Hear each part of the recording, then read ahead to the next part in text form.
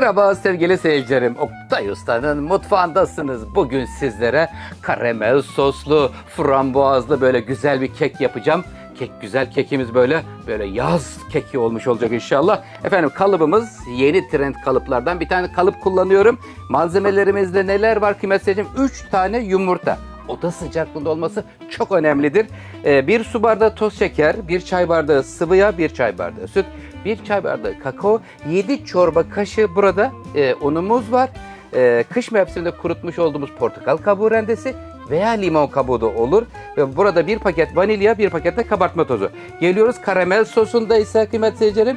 1 su bardağı toz şeker, 1 su bardağı sıvı krema, 1 tatlı kaşığı tereyağı, üzerine frambuaz ve çikolatalar olacak.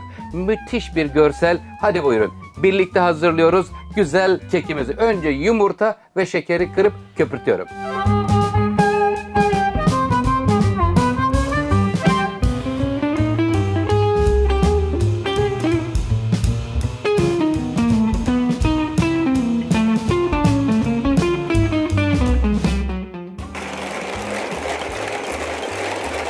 Sevgili seyircilerim, saatime bakıyorum. Tam 3 dakika oldu. 3 dakika boyunca mikserin en yüksek devirinde oda sıcaklığındaki yumurta ile birlikte bakın görüyor musunuz? Kıvama bakın bak. Bir kez daha daldıraçtım. Böyle beyaz, kabarmış, koyulaşmış olması gerekiyor. Şimdi efendim burada 3 çorba kaşığı tepeleme dolu 1 çay bardağı kakao veriyorum. Sevgiyle kakaoyu aldım. Şimdi sıvılar geliyor. 1 çay bardağı 125 mililitrelik bardak ile efendim sıvı yağ. Yine aynı şekilde bir 125 mililitrelik bardak ile süt, yağ, kakao verdim buraya. Şimdi bir de buraya portakal kabuğu rendesi veya istiyorsanız limon kabuğu rendesi. Böyle fresh tatlar önemlidir kıymetli seyircilerim. Özellikle yaz gününde böyle serinlik verir, ferahlık verir. Şimdi kakaoyu döktükten sonra direkt mikseri çalıştırırsak her yere kakao böyle tozar. Ondan da onu önlemenin püf noktası mikserinizi şurada böyle bir benim yaptığım gibi çeviriyorsunuz. Ondan sonra çalıştırdığınızda hiç sorun yaşamazsınız. Çalıştır aşkım. Efendim bakın şöyle bir çalıştırıyorum. Kakao, süt, portakal kabuğu hepsi anında karıştı. Durur musun canım? Lütfen dur. Tamam. Evet, karışım tamamlandı. Şimdi iyi kabarmış, performansı iyi olmuş bir kekin püf noktalarını veriyorum sevgili seyircilerim. 7 çorba kaşığı burada tepeleme dolu unumuz var. 1 paket vanilya, 1 paket kabartma tozu, tel süzgecin içerisine alıyoruz ve eliyorum. Sevgiyle eleyelim. Bu ne işe yarıyor? Hem kakao, oradaki kabartma tozundaki kabarcıkları, topakçıkları yok eder. Hem de daha böyle içine hava kaçmış, iyi yükselmiş bir kek elde etmiş oluruz. Tahin kıvamında bir kıvam ortaya çıkıyor. Kıymetli seyircilerim, yağlanmış kalıbın içerisine alıyoruz. Evet, Oktay Usta garanti kabarmış, çökmemiş bir kek hazırlıyor sizler için. Videomu sonuna kadar izlerseniz hiçbir sıkıntı yaşamazsınız.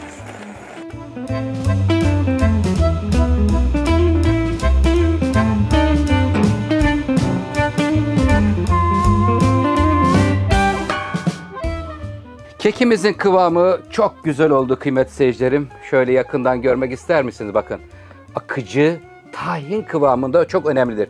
Şöyle tutuyoruz. Sevgiyle yağlanmış, tereyağıyla yağlanmış kalıbımızın içerisine kek harcımızı alıyoruz. Oda sıcaklığında beklemiş. Havalar sıcak olduğu için tereyağı çok kolay bir şekilde eriyor kıymetli seyircilerim. Güzelce fırça yardımıyla tamamen her yerini güzelce yağladım. Yağladıktan sonra şimdi kek harcımızı paylaştırıyoruz. Diyemedim ya. Fındık mantosu diyecektim, özür dilerim. Kıymetli seyircilerim. Fındık, ceviz ile manto yapabilirsiniz. O zaman daha garanti olur çıkmaz ama bu şu andaki yapmış olduğum kalıbımızın içini düzgün bir şekilde yağladığımızdan dolayı garanti çıkacak ve garanti yükselecek bir kek harcı ortaya çıkmış oldu. Evet, şimdi fırın yolculuğu zamanı. Canım benim, şöyle bir sallayın. Hafiften vurabilirsiniz. Dengesi otursun. Şimdi fırında pişirmek çok önemli. Buraya kadar bizim yapmamız gerekenler bölümü tamamladık. Şimdi fırın bölümünde de önceden ısıtılmış kıymetli seyircilerim 175, 180 olur.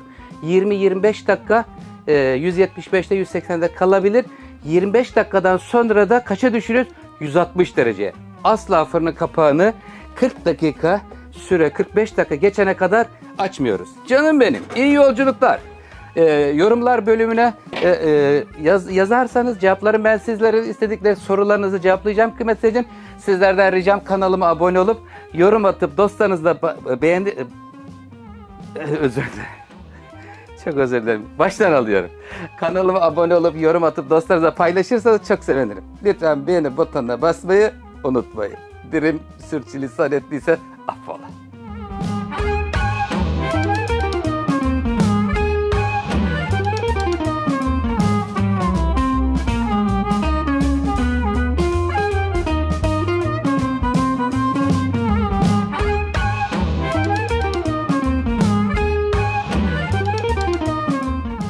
Merhaba sevgili seyircilerim. Bugünkü videomuzun sponsoru Saki'nin üretmiş olduğu semaveri görüyoruz kıymetli seyircilerim. Çok güzel bir görseli var. Semaver üzerindeki porselen demlikte demlenmiş çayın tadına doyum olmuyor. En güzel zamanlar çay sofralarımızda geçiyor kıymetli seyircilerim. Porselen demlik 1.2 litre kapasiteye sahip. Kapağını açıyorum. İçerisinden süzgeci çıkıyor. Bu süzgeç çok önemli bir süzgeç çünkü özel üretilmiş, hiç tortu, toz bir şey bırakmayan özel bir süzgeci var içerisinde.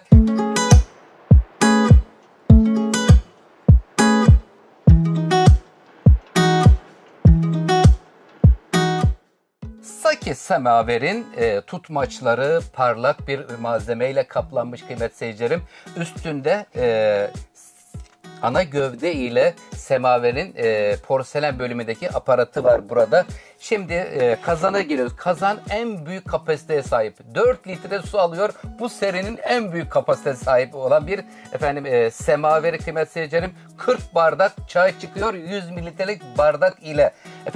7 milim çelikten üretilmiş olup tek bir yekpare. Bir arada iki parçadan filan oluşmuyor. Tek yekpareden oluşan özel bir kazanı var kıymetli seyircilerim. Şimdi kazanından sonra hemen geliyoruz. Burada damlalığı geliyoruz. Damlalıkta ise bakın öyle bir özel tasarım yapılmış ki buraya geldiğinizde hemen üst aparatını yerine yerleştiriyorum ve yaklaştırıyoruz. Mıknatısı ile birlikte direkt kıymetli seyircilerim kendi yerine gidip kapanıyor. Bırakıyorum. Bırak açtım. Evet görüyorsunuz mıknatısı direkt onu bir araya topluyor.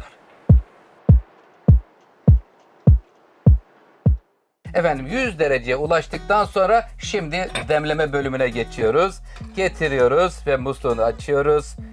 Sevgiyle sıcak su çayın üzerine demliğe akıyor. Çayımızı demleme bölümünde 20 dakika bekleyelim. 20 dakika sonra saatlerce hiç kesintisiz çay keyfi yaşayabileceksiniz. Evet, çayımız demlendi kıymetli seyircilerim. Şimdi çayımızı dolduruyoruz. Sevgiyle akıyor. Demli açık nasıl istersiniz? Çayınızı nasıl alırsınız? Musluğu da çok güzel tasarlanmış kıymetli seyircilerim. Bakın şuradaki tırtıklı bölümü de gayet başarılı olmuş. Evet, çayımızı doldurduk. Oktay Usta Saki semaveri mutfağında kullanıyor. Afiyet bal şeker olsun. Sofralarınızda iyi insanlar olsun. Sizleri çok seviyorum. Hoşça kalın. Sevgili seyircilerim, şekeri tavaya aldıktan sonra kaşık asla vurmuyoruz. En kısık ateşte çelik tava tercih ediyoruz. Bırakıyoruz, şeker kendiliğinden yavaş yavaş eriyor. Bakın hiç şu ana kadar içine kaşık koymadım. Şimdi şöyle bir çeviriyorum. Karamelin burada gerçek rengini bulacağız. Ondan sonra da kremasını ve tereyağını vereceğim içerisine. Şu anda hemen hemen hazır olmak üzere. Rengi görünüyor bakın. Teflon tarzı içi kaplanmış bir tava asla seçmiyoruz. Çelik tava tercih ediyoruz. Ve şimdi sosun kıvamını şurada kaşığın ters tarafında daha iyi görürüz. Bakın görüyor musunuz? Karamel rengi. Bir de şeker güzel karamel tadı gelmeli ama yanık da olmamalı. Şimdi ocağın ateşini kapatıyorum. Buraya kıymetli seyircilerim tereyağını veriyorum ve kremayı veriyorum. İner misin canım? Bakın tereyağı indi. Tereyağı inince ne oluyor onu bir görelim, ondan sonra kremasını vereyim. Canım acele et Oktay Usta. Az daha bizim karamel sos. Şimdi kremayı şöyle verin. Bakın böyle verdiğiniz zaman bazen yorumlarda şey oluyor. Seyircilerimiz şöyle diyor. Karamel sosunda kremayı döktükten sonra taş gibi oldu diyorlar. Evet, taş gibi olur. Çünkü soğuk krema verdiğimiz zaman önce bir sertleşir. Bakın şu anda zeminde taş gibi olmuştur. Hatta paylaşayım sizlerle. İlk kez karamel yapan seyircilerimiz olabilir. Bakın görüyor musunuz bak. Koyu. Bu şuradaki bak zemini görüyoruz. Hiç acele etmeyin. Kısık ateşte yavaş yavaş kaynatın, eriyecek. Eridiği zaman, tamamen eridiğinde ocağımızın ateşini kapatıyoruz, soğumaya bırakıyoruz.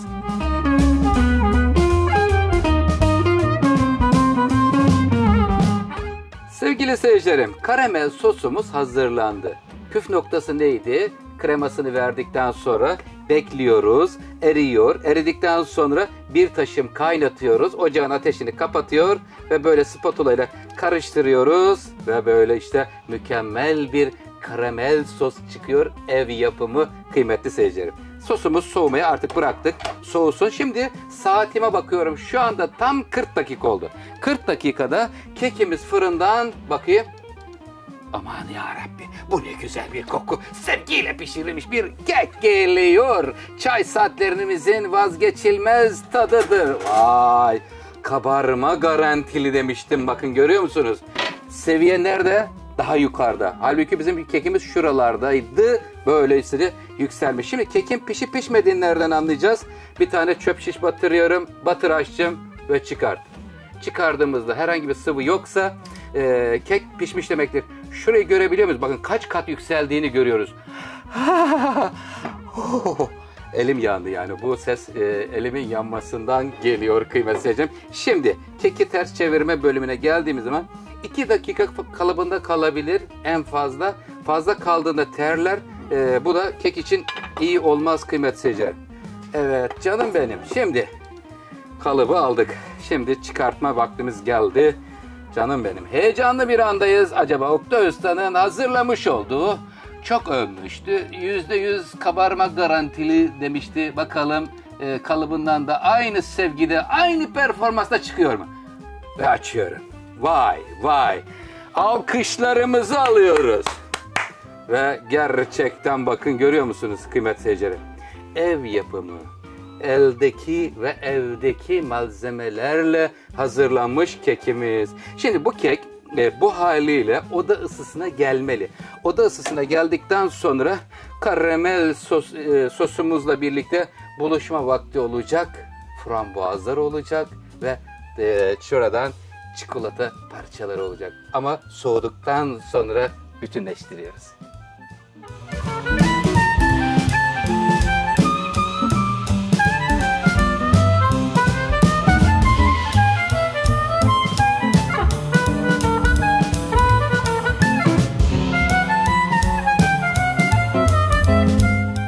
Sevgili seyircilerim, karamel sosu şuradaki kanallara akıtıyoruz. Böyle sevgiyle damlayarak akıyor.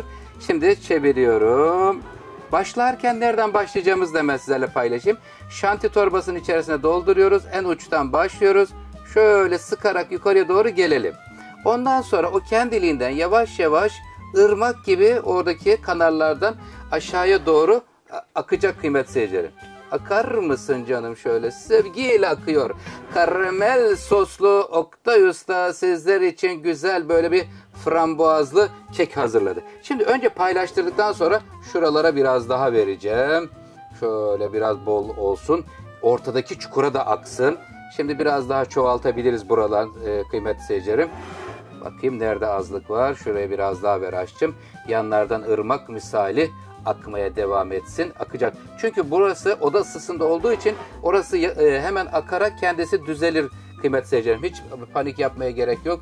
Şuraları şöyle bolca soslayayım. Tamam.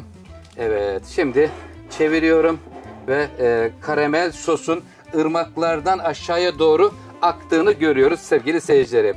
Efendim Oktay Usta mutfağında lezzete, tatlara dair her şeyleri hazırlamaya devam ediyor. Sizlerden ricam videolarımı baştan sona kadar izlerseniz hiçbir ayrıntıyı kaçırmamış olursunuz. Evet, şimdi içerisine bakın. Buraya dondurucudan çıkartılmış frambuaz veriyorum. Çilek olur, muz olur, vişne olur. Mevsim meyveleriyle doldurabilirsin. Evet, buraya indiriyorum. İner misin aşçım? Hadi bakalım. Bismillahirrahmanirrahim. Dondurucudan çıkmış vişneyi görüyoruz. Ya Rabbi, sana sonsuz şükürler olsun. Bakın, görüyor musunuz kıymetli seyircilerim? Buzluktan çıkmış buz gibi sıcak günlerde güzel demlenmiş çay ile birlikte efendim sofralarınızda böylesi güzel lezzetler olması temennisiyle sizleri çok seviyorum. Lütfen desteğinizi bizden kesmeyin. 1 milyon olmamıza çok az kaldı. Herkes ailesinden bir kişi abone yaparsa 1 milyonu süratli bir şekilde geçmiş olacağız. Sofralarınız bereketli olsun kıymetli seyircilerim. Oktay Usta'dan lezzetler gelmeye devam edecek. Hoşça kalın, sağlık kalın. Allah'a ısmarladık.